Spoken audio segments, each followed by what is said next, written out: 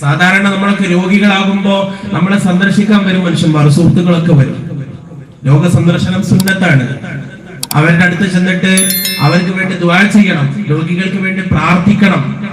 അസ്അലുല്ലാഹൽ അലീമ റബ്ബൽ അർശിൽ അലീമി അൻ യശ്ഫിയക്. ദുആരക്കണം, 7 തവണ ദുആരക്കണം, നെറ്റിയിൽ കൈവച്ചിട്ട് ദുആരക്കണം. രോഗിയെ സന്ദർശിക്കാൻ പോകുന്നവർ അള്ളാഹുവിന്റെ പ്രത്യേക റഹ്മത്ത് കിട്ടുന്നവരാണെന്നും ആ രോഗിയുടെ സമീപത്ത് ഇരിക്കുന്നിടത്തോളം അവർ സ്വർഗ്ഗത്തോപ്പിലാണ് ഇരിക്കുന്നതെന്നൊക്കെ ഹദീസുകളിൽ കാണാം. രോഗ സന്ദർശനം പുണ്യമുള്ള കാര്യമാണ്. പക്ഷെ രോഗികളെ ശ്രദ്ധിക്കണം, രോഗികളെ ശ്രദ്ധിക്കണം. കാണാൻ വരുന്നവരോടൊക്കെ നമ്മുടെ വിഷമങ്ങൾ അങ്ങനെ പറയാം. വരുന്നവര് ചോദിക്കും സ്വാഭാവികമായിട്ടും, എങ്ങനെയുണ്ട് രോഗം, എങ്ങനെയുണ്ട്, വേദന കുറവുണ്ടോ ചോദിക്കും. ചോദിക്കുമ്പോ നമ്മൾ അങ്ങനെ പറയും, ഞാൻ ഇന്ന ഡോക്ടറെ കാണിച്ചു, 500 റുപ്യന്റെ മരുന്ന് വാങ്ങി, ഒരു ഫലമില്ല. മറ്റേ ഡോക്ടറെ കാണിച്ചു, 2500 റുപ്യ ചെലവായി, എന്നിട്ടും വേദനയ്ക്ക് ഒരു മാറ്റമില്ല. 3ാമത്തെ ഡോക്ടറെ കാണിച്ചു, 10,000 റുപ്യായി, ഇപ്പൊ അങ്ങനെ മരുന്ന് കഴിച്ചുകൊണ്ടിരിക്കുന്നുണ്ട്, എന്താകും അറിയില്ല, അങ്ങനെ പറയാൻ തുടങ്ങും നമ്മൾ. അതല്ല വേണ്ടത്, അങ്ങനെയല്ല പറയേണ്ടത്. രോഗത്തെക്കുറിച്ചുള്ള ആവലാദികൾ സന്ദർശകരോട് പറയേണ്ട, മറിച്ച് അള്ളാഹുവിനോട് പറയാം. സന്ദർശകർ വിവരം ചോദിക്കുമ്പോൾ പറയേണ്ടത് അൽഹംദുലില്ലാഹ്.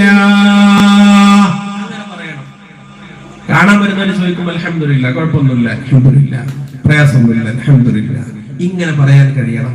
അള്ളാഹു തൗഫീഖ് ചെയ്യുമാറാവട്ടെ. അതാണ് ക്ഷമയുടെ അടയാളം, അതാണ് സ്വാബിറായ മനുഷ്യന്റെ അടയാളം. എന്ത് വന്നാലും അള്ളാഹുവിലേക്ക് വിടുക, റബ്ബ് തന്നതല്ലേ എന്ന് കരുതിയിട്ട് സമാധാനിക്കുക. ജീവിതത്തിന്റെ ഏത് മേഖലയിലും ഇത് വേണം, ഏത് മേഖലയിലും ഇത് വേണം. നോക്കൂ നിങ്ങൾ, മഹാനായ ഉർവത്ത് ബിൻ സുബൈർ റളിയല്ലാഹു അൻഹു വലിയ പണ്ഡിതനായിരുന്നു, വലിയ ആലിമായിരുന്നു. വലീദ് ബിൻ അബ്ദുൽ മലിക് എന്ന അമവി ഭരണാധികാരി രാജ്യം ഭരിക്കുമ്പോ മഹാനവറുകൾക്ക് തന്റെ കാലിന് ക്യാൻസർ ബാധിക്കുകയാണ്.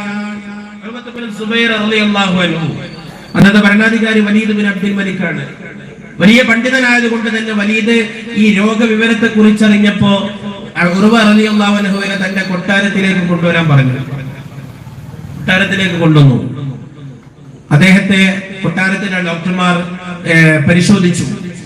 പരിശോധനക്കൊടുവിൽ മഹാനവറുകളോട് ഡോക്ടർമാര് പറഞ്ഞു, നിങ്ങളുടെ കാലിന് ബാധിച്ചത് ക്യാൻസറാണ്. ഇടതുകാലിനായിരുന്നു എന്നാണ് ചരിത്രം, ഇടതുകാലിനായിരുന്നു. കാലിന് ബാധിച്ചത് ക്യാൻസറാണ്. ആ കാലിനുള്ള രോഗത്തിനുള്ള ട്രീറ്റ്മെന്റ് തന്റെ ക്യാൻസർ ബാധിച്ച കാല് മുറിച്ചു മാറ്റലാണ്. കാൽപാദത്തിനാണ് ക്യാൻസർ തുടങ്ങിയത്. അത് തണ്ടൻ കാലിലേക്ക് കയറിയിട്ടുണ്ട്.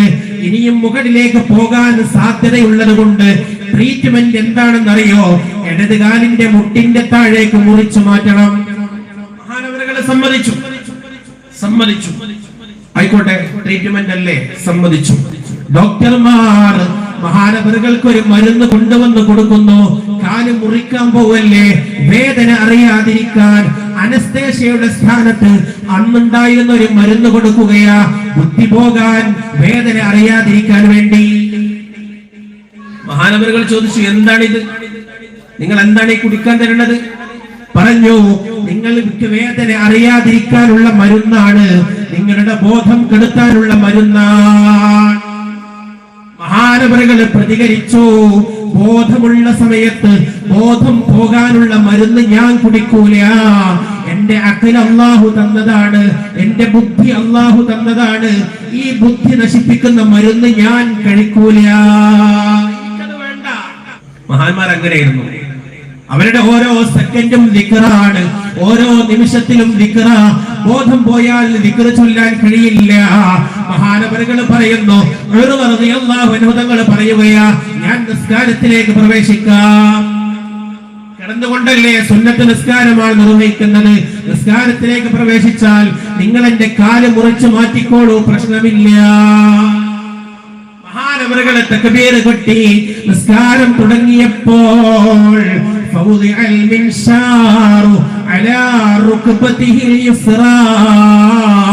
ഡോക്ടർമാർ വാള് കൊണ്ടുവന്നിട്ട് അദ്ദേഹത്തിന്റെ ഇടത് മുട്ടിലേക്ക് വെക്കുകയാ, ഇടത് കാലിന്റെ മുട്ടിലേക്ക് വെക്കുന്നു.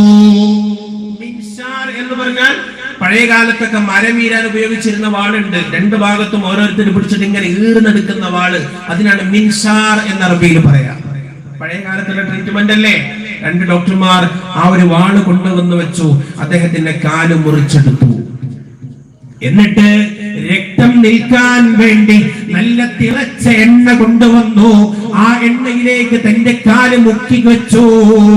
മഹാനവറുകൾ ഒന്നും അറിഞ്ഞില്ല, ഒരു ശബ്ദവും ഉണ്ടാക്കിയില്ല, ഒരു വേദനയും പ്രകടിപ്പിച്ചിട്ടില്ല. സാധാരണ ഓതാറുള്ള വിശുദ്ധ ഖുർആൻ പാരായണം പോലും മഹാനായ ആ മനുഷ്യൻ മുടക്കിയില്ല. ട്രീറ്റ്മെന്റ് എല്ലാം പൂർണ്ണമായപ്പോ രണ്ട് കൈയും അല്ലാഹുവിലേക്ക് ഉയർത്തിയിട്ട് ദുആ ചെയ്യുകയാ, അല്ലാഹുവേ ലൈൻ അഖദത ും ഒരുപാട് അവയവങ്ങൾ എന്നിൽ അവശേഷിപ്പിച്ചിട്ടുണ്ടല്ലോ റബ്ബേ, കാലിന്റെ ഒരു കഷ്ണമല്ലേ നീ കൊണ്ടുപോയത്, എന്റെ മറ്റേ കാല് സുരക്ഷിതമാണ്, എന്റെ രണ്ട് കൈകൾ സുരക്ഷിതമാണ്, എന്റെ കേൾവിയും കണ്ണുമെല്ലാം സുരക്ഷിതമാണ്.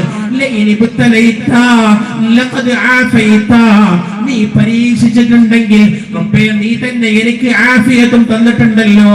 അൽഹംദുലില്ലാഹ്, അൽഹംദുലില്ലാഹ്.